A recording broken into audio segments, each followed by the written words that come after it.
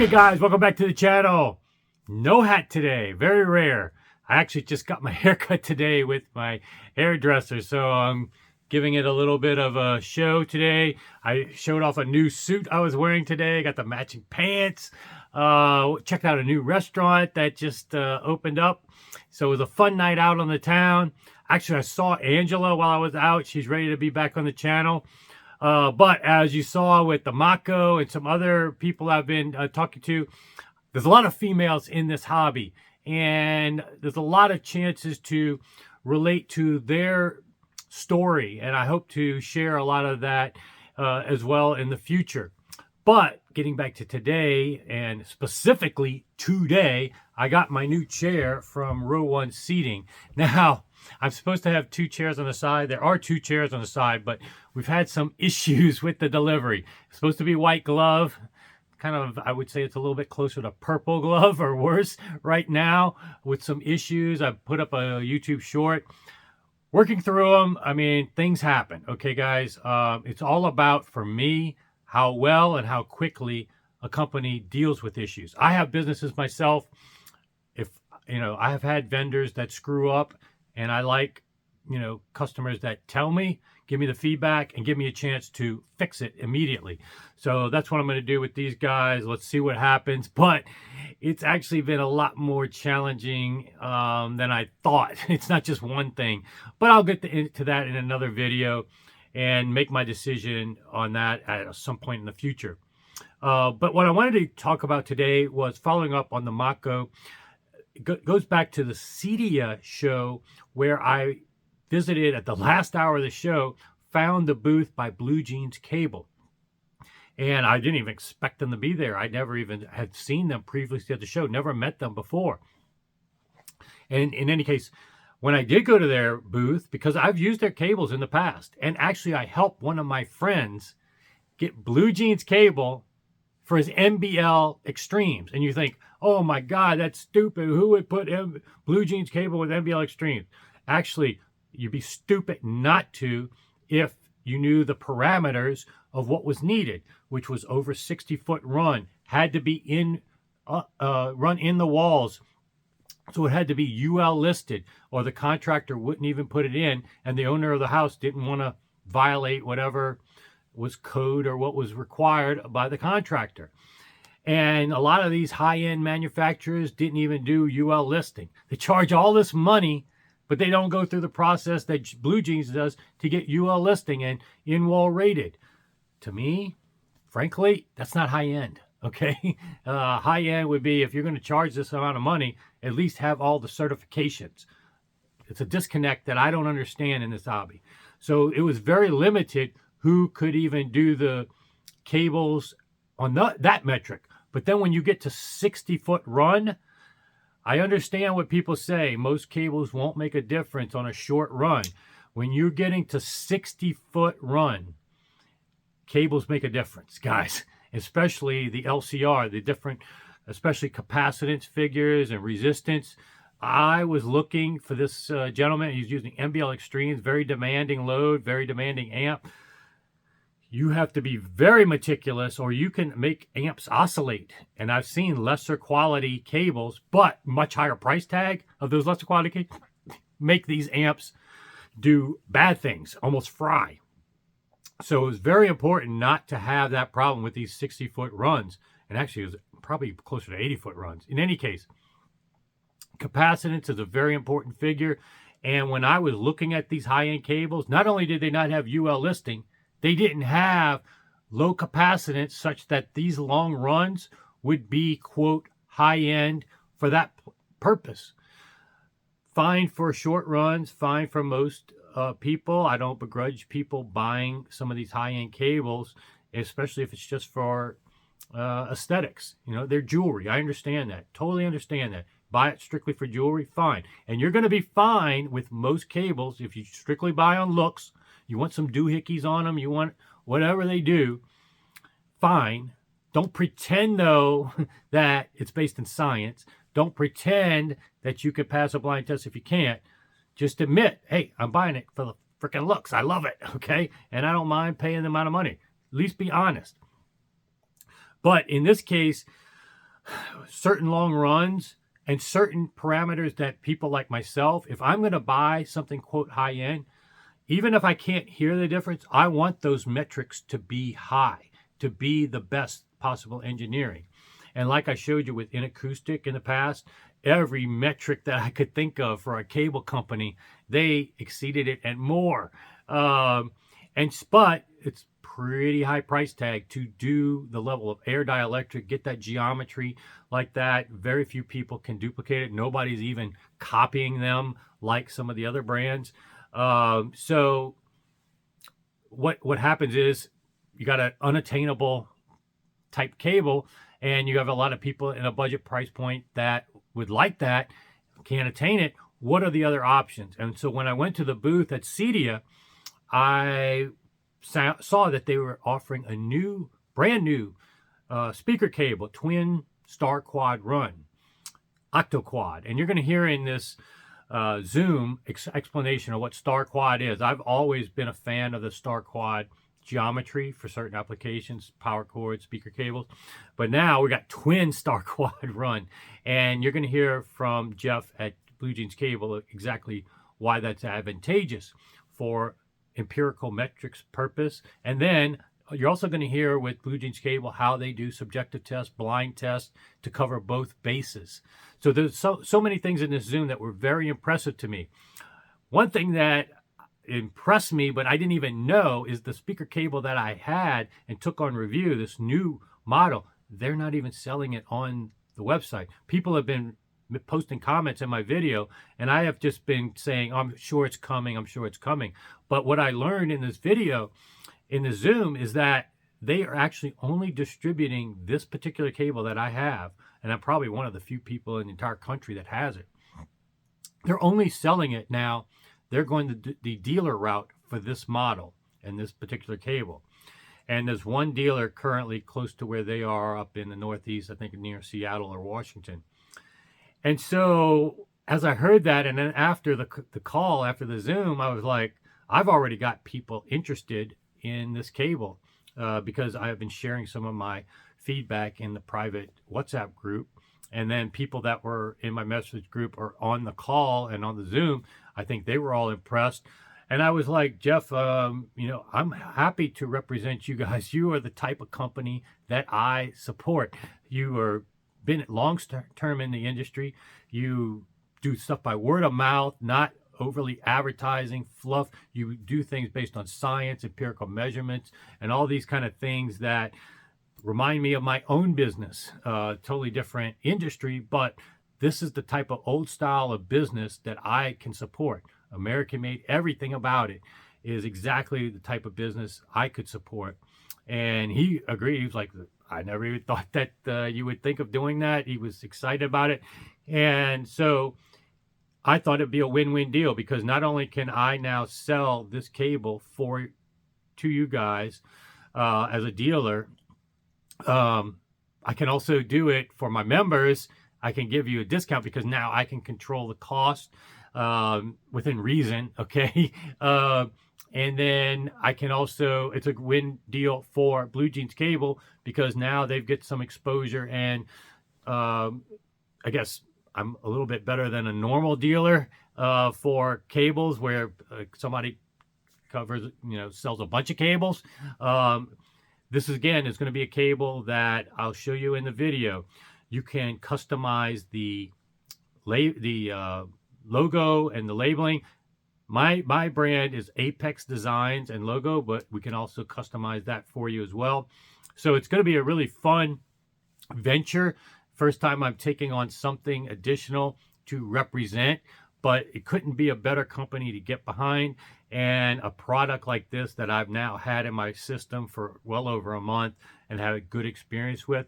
But without further ado, let's just get to the Zoom where you're going to hear a lot more about Blue Jeans and why I think you'll feel at the end of this video why I am very positive towards Blue Jeans Cable. Enjoy, guys.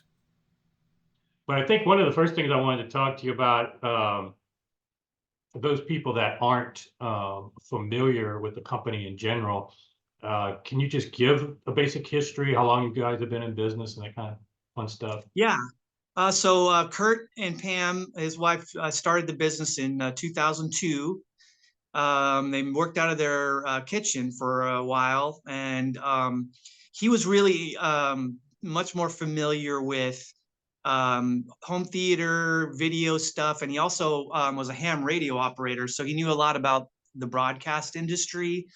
And so his awareness of the kind of the practical nature of like, this stuff has to work, it has to work reliably and well, but radio stations aren't going to pay through the nose unless they know that something is worthwhile, was really kind of built into his mentality. And then when he started getting into home theater, he started to see there was a lot of fluff, and there was a lot of boutique stores, and there was a lot of just words that didn't mean anything, right? And so he came up with the idea of blue jeans cable as being the antithesis of that.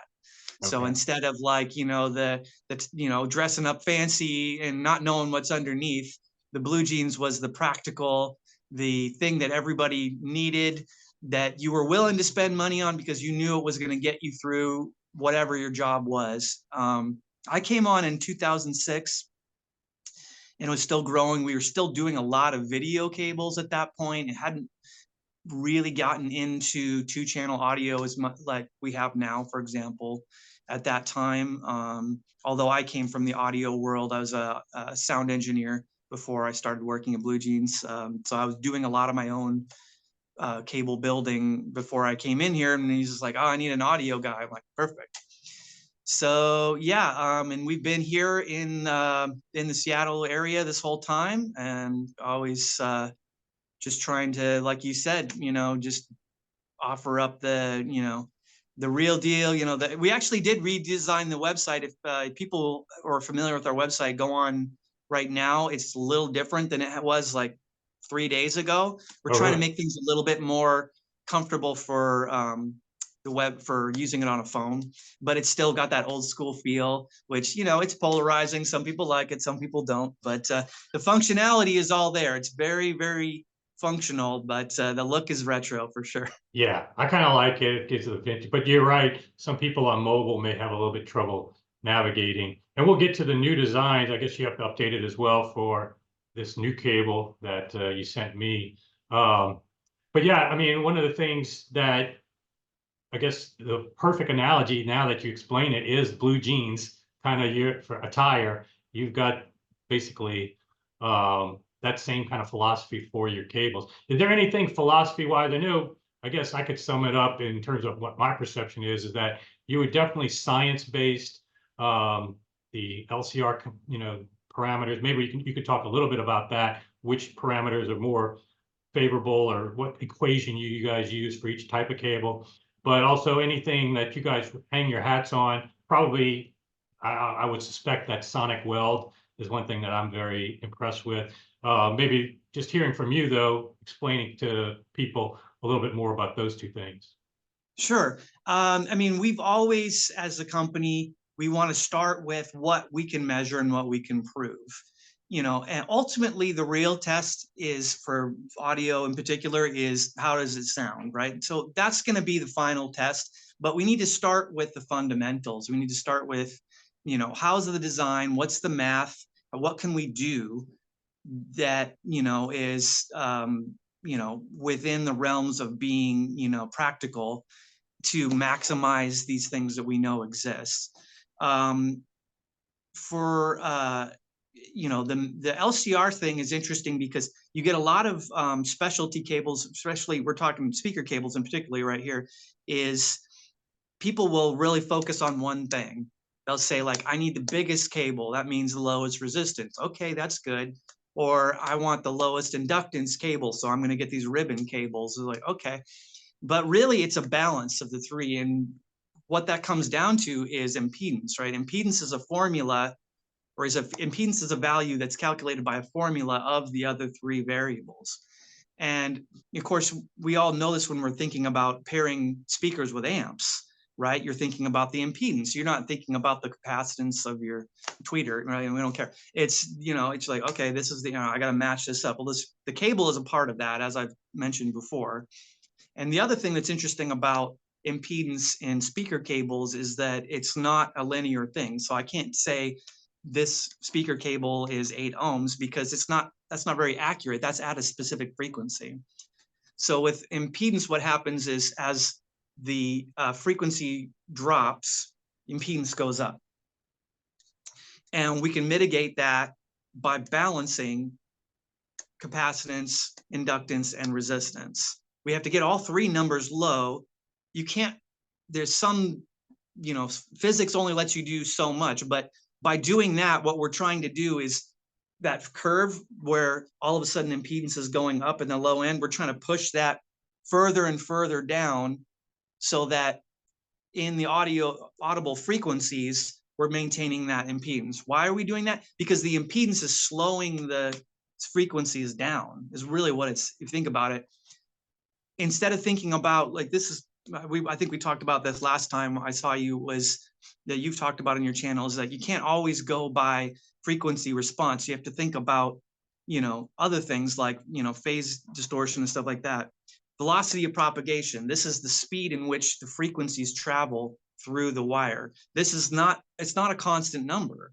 It changes depending on the frequency. The impedance is going to affect how those frequencies travel. And if you have something that's not well controlled, your base frequencies are going to arrive later than your high frequencies are going to arrive at your speaker. So that's going to make something less realistic. It doesn't mean that you don't have low frequency reproduction. It just means that they're not lined up in the way that they would sound if you were standing in front of, like a cello player, for example. The sounds need to arrive at your ears at the same time. Like with the room correction stuff, same idea, right? It's not always about things being changed in volume. It's about how they arrive at the right timing. Same thing with high frequencies, right? The resistance, the swept resistance is actually kind of the opposite. You have high frequencies being slowed down as the resistance goes up. So you got to balance these things out.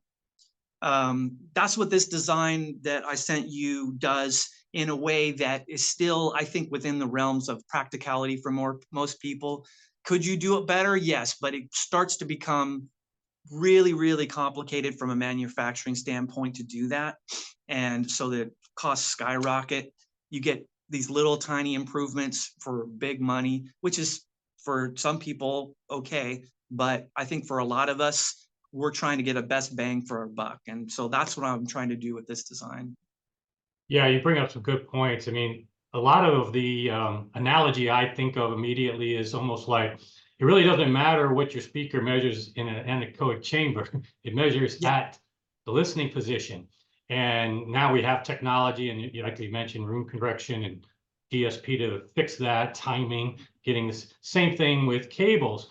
You have that issue of you can go for super low inductance, but it's impacting other parameters like high capacitance. And there's been cables, like you mentioned, very thin ribbons, very low inductance, but very high capacitance, causes oscillation and amp.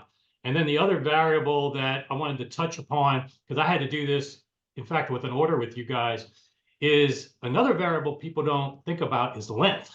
Because sometimes the equation changes what you would be optimal for different lengths. And in one case where I bought over 60-foot run of speaker cable from you for my friend who needed help, that was a big concern, that now capacitance at that long of a length, driving these type of speakers and amps that we had, that actually became the higher priority when you get to certain lengths. So having these people that think that these objective measurements don't matter are doing that at their own peril.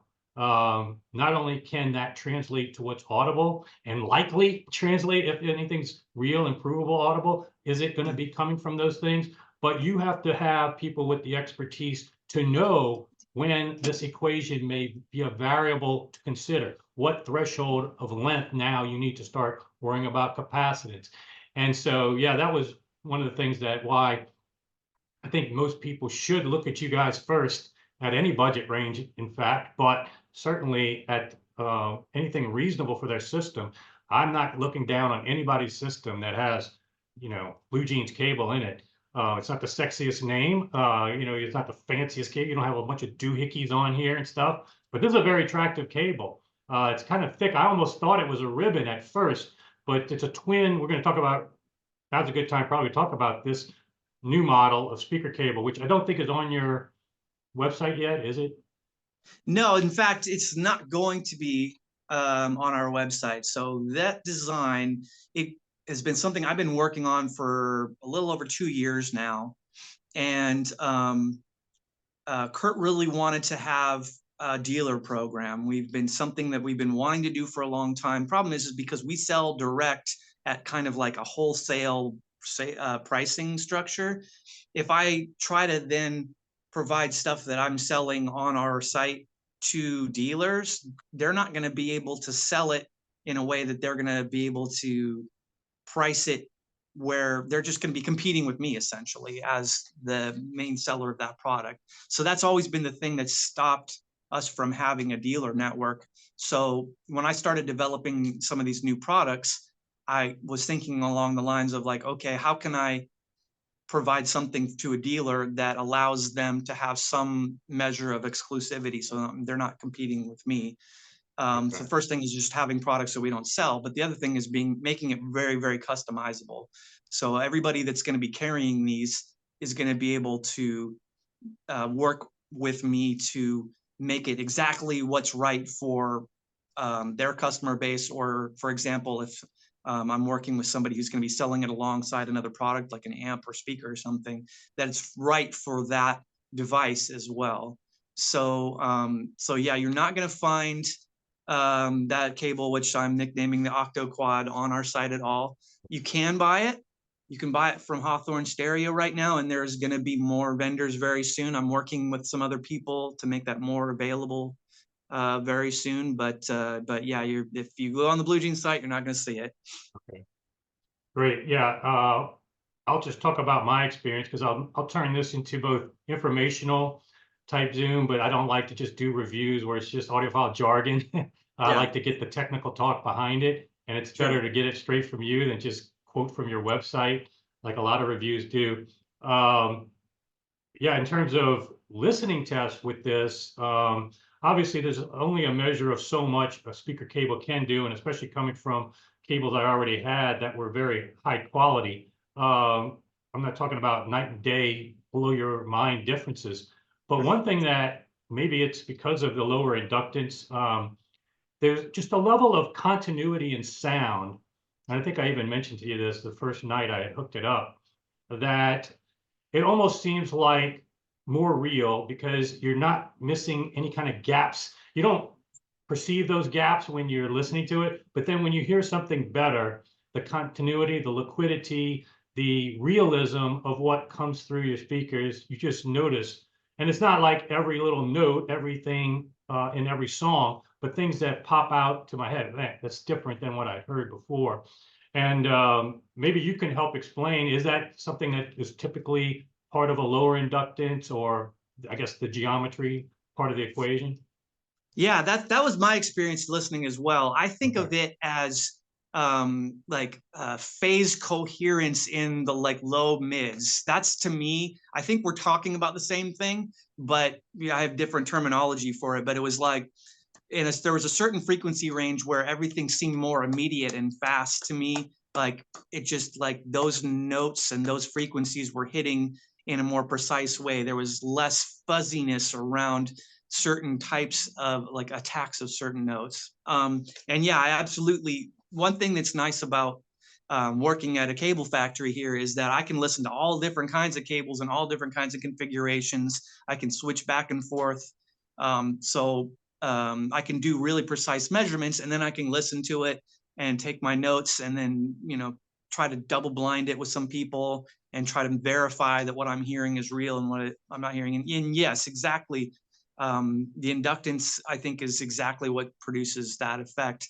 But you can, as you mentioned before, if you drop inductance just for the sake of dropping inductance without controlling the other parameters, you can create all other kinds of problems. So the design of this, it's based off of some of StarQuad, which a lot of people probably know about. It's where you're splitting your, positives and your negatives into two separate pairs, and then you're running them basically parallel instead of adjacent to each other. And so this causes the magnetic fields to have kind of a cancellation effect. You have less inductance that way than you would on the two conductors of that same gauge size, right? And all I did is just do that and then do it again. So I parallel wired two star quads, and it just increases that effect. So if you took one of the cables that are inside there, wired in that way, you'd have a certain set of numbers.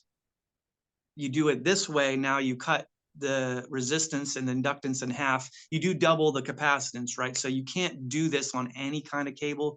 You want something that's going to be low enough capacitance at the start so that when you start doubling it up, it doesn't get into that danger range. So there is a lot of balancing that's going on here. The tests bear it out that this is getting us really flat, both in those low frequency and the high frequency timing ranges that we want. But again, it's like just in reducing the inductance itself wouldn't produce that effect if we didn't balance out all these other parameters. Yeah, it's a good point. And yeah, it's hard for people maybe to see, but it almost looks like a flat ribbon type cable, but it is two runs. And I'll probably put up some pictures that you showed me of what's under the jacketing so people can get a better idea of what you just explained. But I'm glad you went into that level of detail. And like I said, yeah, it paid off in terms of what price point are we talking about per foot? Is this one selling for approximately? Well, I think Hawthorne has 2 meters of those at somewhere in the $400 range. I think I'd have to look at that up. That's what they're selling it for. They're actually selling it for cheaper than I thought they would. So yeah. Probably if they double the price, it'll sell even more in this hobby. But yeah, and these were made to my specifications with the branding that I gave you just for fun to show people if I wanted to start my own cable brand. Yeah. I could have one now. I chose Apex Designs, and we have a little snake logo. One thing I had to do on the other end is, and this is something that if somebody's ordering, if you have terminals that are super wide on the back of your amps, you may want a little more leads here. But even this level of separating here versus here does change the measurement parameters of the cable. So those that are super neurotic, if you're going to be neurotic about things and these doohickeys and all this other stuff that really don't have much physics and engineering background behind it, this actually does, depending on how you change this. That's the things you might want to be more neurotic about than some of these other things. But also, I guess, wanted to talk to you about what I think also is part of the equation and what I hear really good with your cables in improvement is the sonic weld. Because I see this with my own charging cable for my phone. If I plug in a cable that doesn't have a good connection, my phone will instantly give me feedback and say, slow charging. You wiggle it or you put a different type cable on it, all of a sudden superior. Probably if I cut the jacketing, it's nothing to do with the actual conductors or the geometry is the same in both of the cables, but that connection quality is so much better. And so that's what I think is part of your success as well. You want to talk a little bit about maybe that aspect of it? Yeah, the sonic weld has been great. That's something we hit upon. Oh, I'm sorry. I think somehow, can you unmute real quick? I accidentally hit. There you go. Yeah, there, thanks. Okay. The sonic welding is something we hit on a few years back. It's used a lot in the plastics industry. There's some automotive uses for it, but I don't think anybody else uses it in the audio industry. But it really, at first, was this was a fast way for us to do speaker wire termination, but it turns out that it has a lot of other benefits, performance and wise, mechanically and electrically. And when my testing, what I found out is that even with the best quality cable, the how well the connectors are attached to the cable and how well the connectors interface with the devices change those numbers dramatically. So it becomes really important to think about that, even more than, you know, a lot of people get on me with the bananas about like, why aren't the bananas copper? Because copper is so much more conductive, or silver even. Why aren't they silver? Why they're so much more conductive than brass? Well, there's reasons for that. But the thing to think about, I think that's really important, is how the wire is attached to the connector and how the connector interfaces with the binding posts. In this case, we're talking about speaker cable, is absolutely critical, particularly for your resistance numbers, right? I can change the resistance numbers dramatically by putting a different connector on the exact same cable. The weld is great because it's very mechanically strong, obviously, because it's a weld, but also you have the lowest contact resistance between the wire and the connector. And it stays that way because you don't get oxidation underneath the wire, in between the wire. Is any kind of DIY thing where you're smashing or crimping up against there, eventually oxidation is going to get under there. Unless you have a 2-ton press like we do, you're not going to crimp it hard enough to get that gas tight. You want that gas tight connection to keep that oxidation from changing your resistance numbers over time. So the weld does that really well. And then the connector itself, the locking banana, because it allows you to adjust the tension inside the post, is going to ensure that you always have the tightest fit, that, you know, no matter what. And that goes back to the material. One thing that's bad about copper, it's soft. The more you bend it, the more tension you put it under, the more it's going to bend back in itself. It's going to loosen back up again. Brass is rigid. So I can take a solid piece of copper, weld that onto a wire, and measure how it resists. And I can take the brass, and the brasses often will do better, or at least as good, because it's maintaining the rigidity inside the post. Copper is just, unless you can smash it down with something else, it's just gonna soften up on you. It's great for wire that needs to flex, but for something that needs to stay hard and rigid, not so good. Yeah, that's an interesting point that I really haven't dived into, but yeah, it makes total sense. And it brings up another point about cables, is reliability and consistency over time. You may have that copper cable or pure silver and maybe find on day one, day 365, 2, 3 years down the road, all of a sudden you've got issues. And without naming names, I know very high-end companies doing connectors. I've looked under it. I've seen what happens over time, or even straight out the factory. The quality of these connections are not that great. Not what I would consider high end. Looks really cool on the outside, doohickeys, whatever, fancy looking, super thick. Of course, when you cut a cross section, no more conductor than you've got in here. In fact, you've got quite a bit. You basically got 2 speaker runs here for each leg. So it's just something I like to bring out to the hobby, because it's something that I learned the hard way. Maybe I'm saving people having to learn the hard way, spend money on something that they're not really hearing and provable a difference that their money paid for. So on top of this cable, though, I wanted to talk to you about some of your other cables. You offer pretty much everything except power cables. Is that correct? No, I got power cables. Oh, you too. do? Okay. Yeah, check it out. I got one right here. Oh, cool. So yeah, the power cable thing is really interesting. I was resistant to that for a long time, but we were able to come up with something that we could measure as having a definitive advantage over even some of the like really, really expensive high-end ones.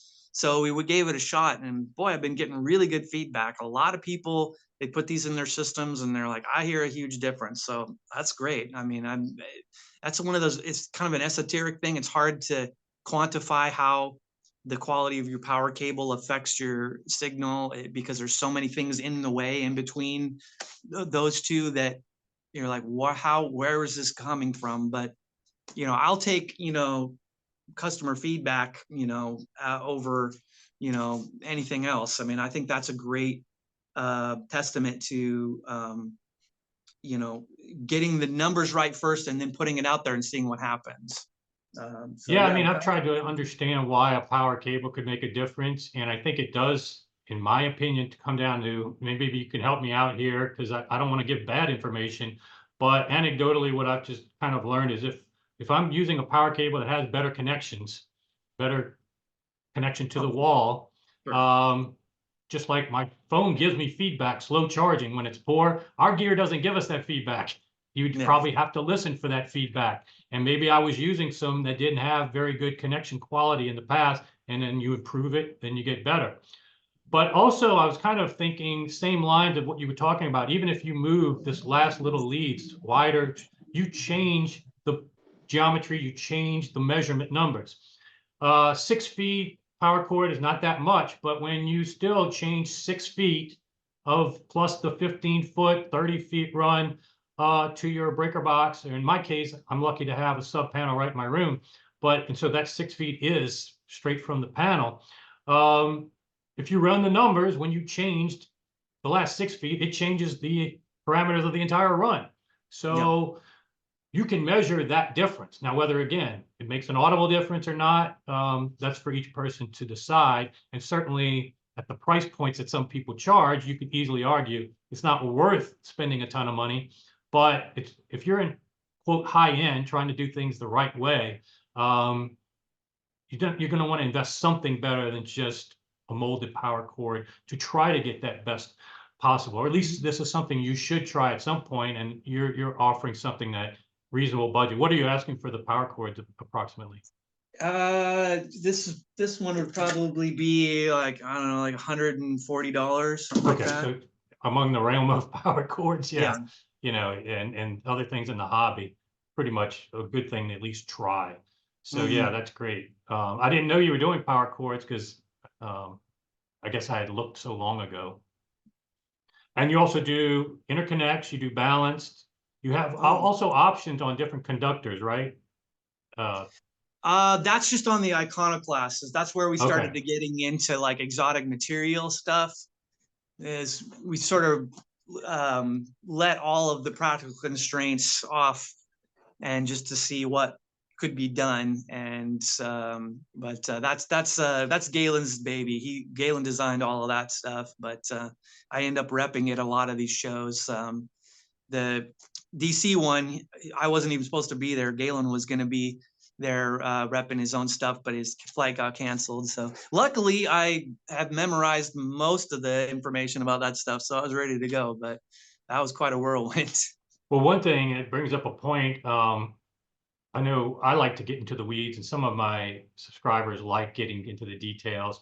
And one thing that I've always heard is really good, and just anecdotally found good, is star quad design. Can you basically give just a pedestrian level description of what star quad means and what are the benefits that why you use that? Yeah. So a lot of people might be familiar with I think it was Enrico Fermi's discovery of where you move a magnet through a wire coil and it creates a voltage. And then the opposite of that is true, right? You run a voltage through a wire and it creates a magnetic field. These are just the electromagnetic spectrum basic ideas. So you run a signal through a wire and there's a magnetic field created. You run two signals through two wires that are next to each other. You got two magnetic fields. Those two magnetic fields have some amount of cancellation against each other. That's what we call inductance, right?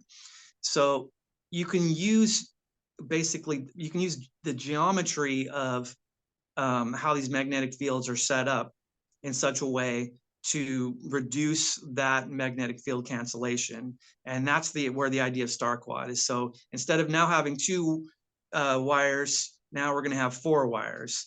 And so you've got them in a star pattern, right? And let's say the top and bottom is going to be the same signal. They're both positive. They're joined together at each end. And then this left and right are going to be the negative. They're both joined together at either end. This just has, and you can vary the spacing between them to do different things. You get them closer together, the inductance number goes down, but the capacitance goes up. Vice versa, if you're trying to get the capacitance down a bit, you can space it back up, but it does raise the inductance. So you can play around with the spacing and the geometry of that in order to get your numbers exactly what you want. And that concept can go further than just a star quad of 4 wires. You can take that out to like 48 wires, right? The way that you weave them together, the geometry of that is just, you plug those numbers in and you can get the equation you want. You can get the results that you want. It just gets more and more complicated the more wires you add. Gotcha. Yeah, that's great to give. People always ask me, to dive into the weeds sometimes. And I have a lot of subscribers that are very sophisticated, high IQ audiophiles. They like to learn a little bit more why things sound better, why things are chosen. It gives people comfort. So yeah, I appreciate you going into detail on that. Also, I wanted to make sure people will realize this jacketing as well as the labeling on here was customized for quote your OEM type work, but you do have different jacketing you can offer if people like the black. And so I just like the black and white for my system. So you do have options for aesthetics. And like I said, it's more about connection quality than being fancy with them, in my opinion. But these are nowadays part of the jewelry of your system. So I think they're very attractive. And just to give people a little better, certainly, I guess Hawthorne and others will have pictures pretty soon of these. And of course, your website has more. But yeah, I think this gives people a good overview of not just my experience with this, like I said, and some of the technology behind it, but also the company in general, more than just your legacy website. And quite frankly, a lot of great reviews. You've relied mainly on word of mouth. I don't see you guys advertising a lot. Yeah, no, it's all just about building trust. We want people to have a great experience with us and then tell other people about it. Like that to me is worth more than any ad you could ever buy. And so it's great to go to these shows. It's great to meet people. It's great to get phone calls when people have questions. Even if they're not wanting to buy something at that time, they're like, I just got to understand something about how this works because I'm confused. We build these relationships, and we have customers that have been customers with us for, decades now, and they're getting sales for us. And that's how we like to do business. We pride ourselves on having that reputation, having that trust, and being accessible, being available. You can call, you can pick up the phone, you can call right now, me or one of my great other employees. You can just answer the phone. You don't have to go through a menu or anything. We'll just pick up the phone and you can talk to us about whatever questions you have, and we're happy to help. Yeah, there are good companies that still use the traditional dealer and distributor model, but I got to give props to anybody that's done like you, hasn't got a distributor out there hustling, doesn't do a lot of ads. You've been in business a long time, word of mouth, accessibility. These are the type of companies I've dealt with in my past, always had good experience with Steve McCormick with my amps, SMC Audio, other and Danny Ritchie with his speaker. These are the type of companies that are doing business the old-fashioned way, not part of big conglomerates and just churning out stuff. You can customize stuff. You get to talk to the people behind it. To me, that's high end, part of the high end experience. I enjoy being able to talk to you, learn stuff from you, and versus just buying something at a dealer in a fancy box with some doohickeys on it. At least that's from me. And I'll let you guys decide, but hopefully this is helpful in giving you guys some options when thinking of cables, and certainly at a budget point that I can, at least with this one. And I've used your cables, your prior speaker cables. I have them with my Wisdom Audio Adrenalines, which are cost no object speakers from 2000. I'm using them right now. My friend who needed these 60 feet run, and in the other thing I wanted to talk about real quick, he needed not only 60-foot runs, or even more, I think it was almost 80 feet. So capacitance was very important, but certified for in-wall purposes. A lot of these high-end cables, he could afford if he wanted whatever cable he wanted, but it had to be in-wall rated for his contractor to his insurance to do it. yeah, you could say there's not much risk for the speaker cable for catching on fire. But the point is, a customer wants to follow the rules, contractor wants to follow the rules, you have to respect that. And quite frankly, when you ran the capacitance numbers of some of these other cables, if they even give you that, it wasn't better than what the Blue Jeans cable. So this guy has Blue Jeans cables on NBL Extremes that are super long run. So you can put the, and I know because I had to find out which cable to use. This is what I chose for him. So again, at least from my perspective, you have Blue Jeans cables. I'm not looking down on you in the least. And in fact, in many respects, you're showing how smart you are in the hobby. So, okay, yeah, but I do have a few members that are definitely interested. And so I'll put this video up and give them a chance to, if they have any questions, put them in contact with you. I'll put all your contact information in the description of this video, and then also some information on the where they can get this newer. Because I've already had people mention when I've been previewing this, as you've noticed, some of the people can't find this and they're already interested. So I'll make sure we get all that in the description and any questions. And who knows, down the road we may do this again. I definitely look forward to seeing you when I'm in Seattle for Pacific Audio Fest. Oh yeah, we'll show you a good time for sure. That'll be great. Awesome. All right. Well, thanks again, Jeff, for your time, and we'll be in touch soon. All right. Thanks, Jason. All right. Take care. Have a good one. Okay. Bye.